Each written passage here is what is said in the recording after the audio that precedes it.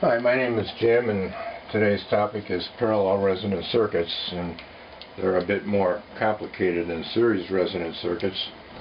And what our overall purpose basically is to give attention to concerns like the winding resistance, and then a little bit later, if it's fed by a voltage source, the internal impedance of the voltage source, because they can take this formula and change it. And in addition to that, the quality factor of the circuit here can really be changed in a bad way. So the values you see here are for a frequency of 20 Hertz feeding into this, and this is tuned to 20 Hertz. And I have Q here, and just to be complete here, this is X over R for this circuit, and that's over more than one cycle. And I've circled R here, and note that this can include more than lowercase rc. So here we have the winding resistance, but there's other factors that come into place, and don't be deceived into thinking that this is the DC resistance. Depending upon the frequency, not so. So we're going to start looking at these anomalies and then come to some conclusions later. So working through the math here is what we want to do to start with, is to convert this into parallel form, and then we can take a look and see what happens when we feed this with a voltage source. Now remember that a current source ideally has an internal impedance of of infinity, and a voltage source has an internal impedance of 0 ohms. So the current source is important, and that's what's used in most books when they explain the operation of a parallel resonant circuit. And surprisingly, it isn't hard to do that, as we'll see coming up. So what we're going to start with is we want to see some effects of detuning and Q changing. We're going to convert this guy into parallel equivalent, and to do that I have to find the impedance of the series circuit. So before I did that, I found out what L and C was for these values. I let it be equal to J10K and negative J10K, and then solving for L in this formula, that comes out to be 79 point a lot of stuff millihenries. So I want to keep track of details here. And likewise for X sub C, solving for C, that comes out to be 795 point, more numbers, in picofarad. Now, to find the equivalent series resistance of the inductive branch only, is we have standard stuff, square root of the sum of the squares, inverse tan of X over R, and that gives us 10.0498 kiloohms. I got the K over here, and that's at 84.28 degrees ohms. So to get it in a parallel form, what I have to do is find out what the admittance is. And remember, admittance is how easily current flows, as opposed to impedance, which says the opposition. So it's two ways of looking at the same thing. And the admittance Y is equal to the reciprocal of the impedance, and then finding that, it comes out to be 99.5 and so forth microsiemens with a capital S. Next, I want to find the real component of that, and that's going to be the conductance. And I've got down here cosine operator, so standard stuff on that. And the value is 9.091 microsiemens. And from this now, I can find the resistive parallel equivalent. And that's simply going to be 1 over the conductance, and that comes out to be 101 kiloohms. Now this isn't going to make sense until we see the schematic of it, which will be on the next page. But likewise, we have the susceptive inductance here, and this is going to be the sine operation, and that comes out to be negative J 99 point so forth microsiemens. Well, we're in position now to find the inductive reactance parallel, which is going to be different by taking the reciprocal of the inductive susceptance, and that comes out to be 10.01 k ohms. So what we're seeing there is a bit of a shift. and likewise including that shift and solving for L parallel. So this is L series here.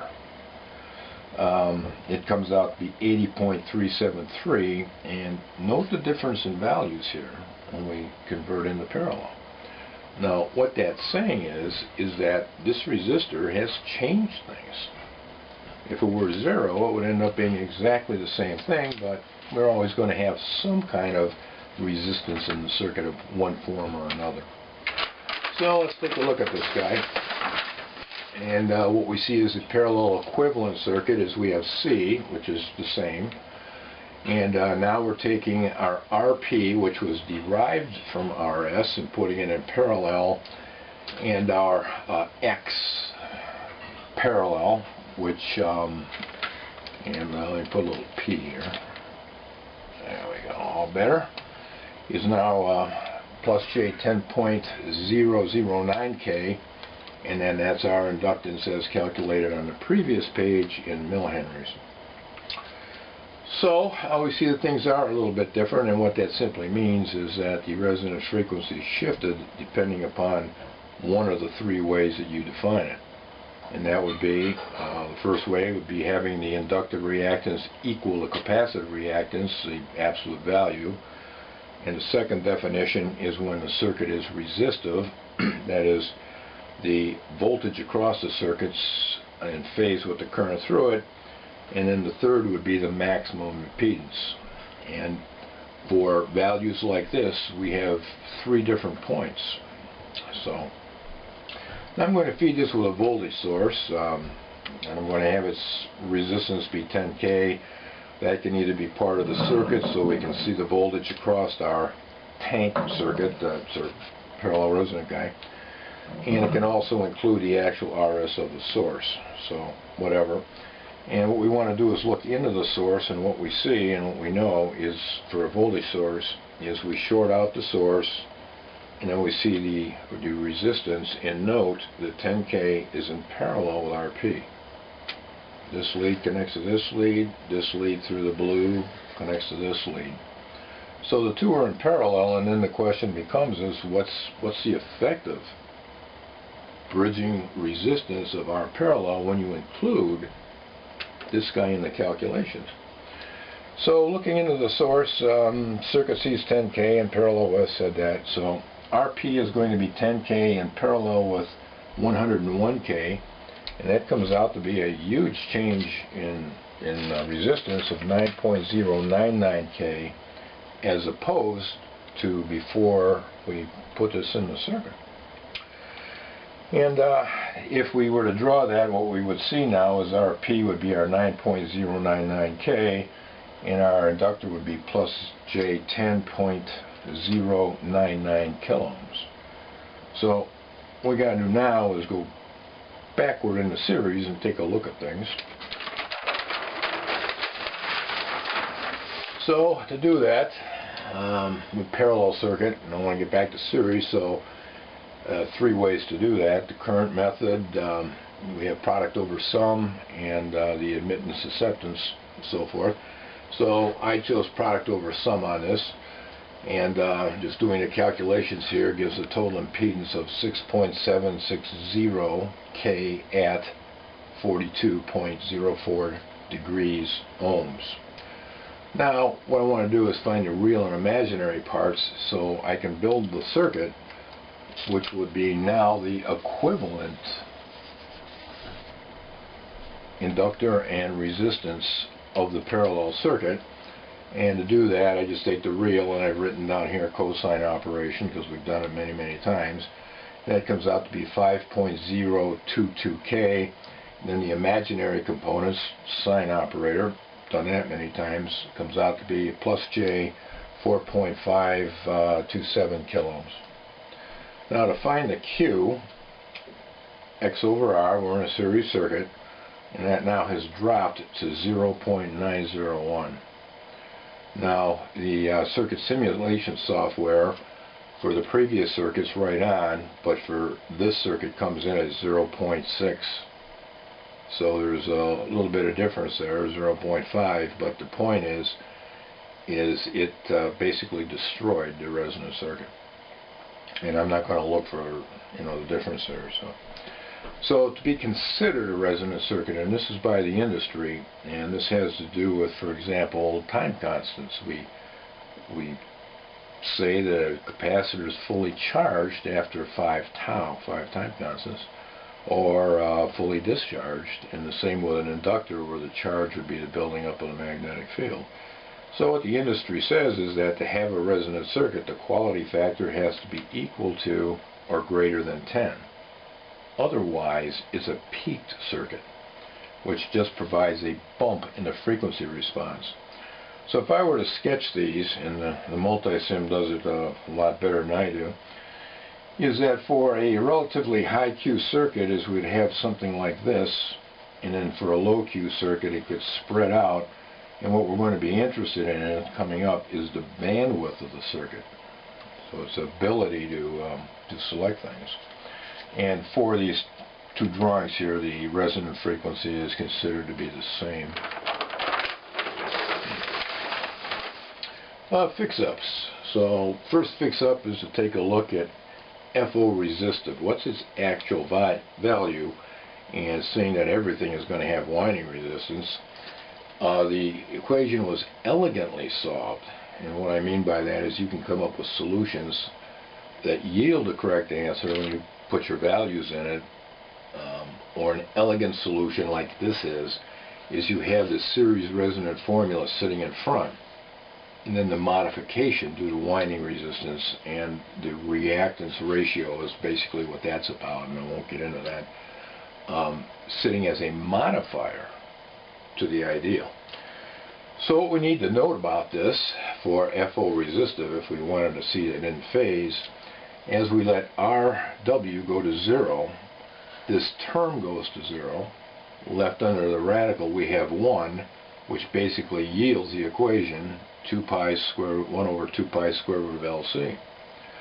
So FO resistive approaches, the ideal formula as the resistance ratio gets smaller and smaller relative to the effective reactance that's shown here by C over L.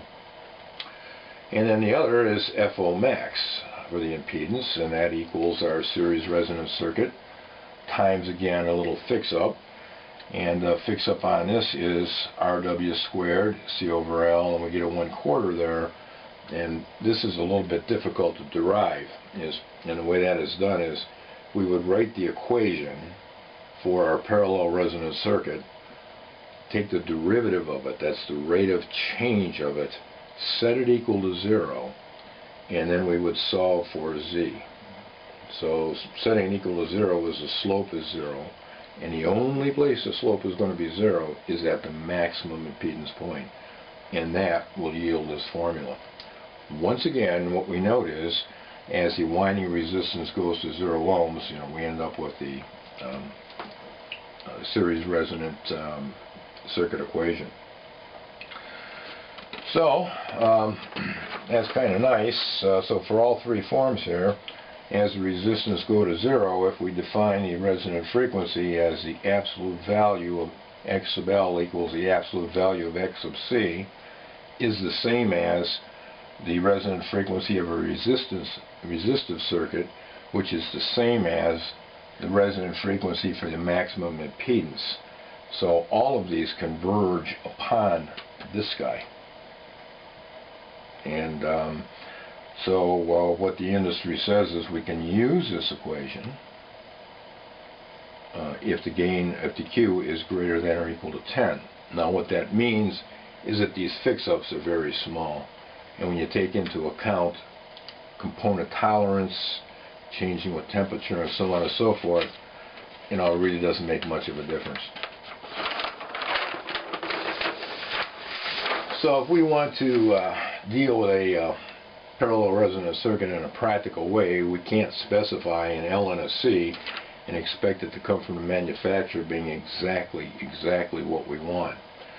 So what we end up doing is we trim it, and that's a little capacitor in parallel with it, and then this value of this C is adjusted a little bit to allow for the trimmer, and it's usually the capacitor that's trimmed, not the inductor, because it's a very easy thing to do. For a trimmer capacitor, all we need is two isolated plates with a metallic screw that can pull these together or widen them apart, and sometimes there's a piece of mica in between there, which raises the effective capacitance. And to show you what that would look like in a tour de force manner, I'm going to hold up a very, very small circuit here so you can see it. There we go. This topology was invented by Armstrong in the 20s and was adapted. It's called super heterodyne in 1926 by RCA.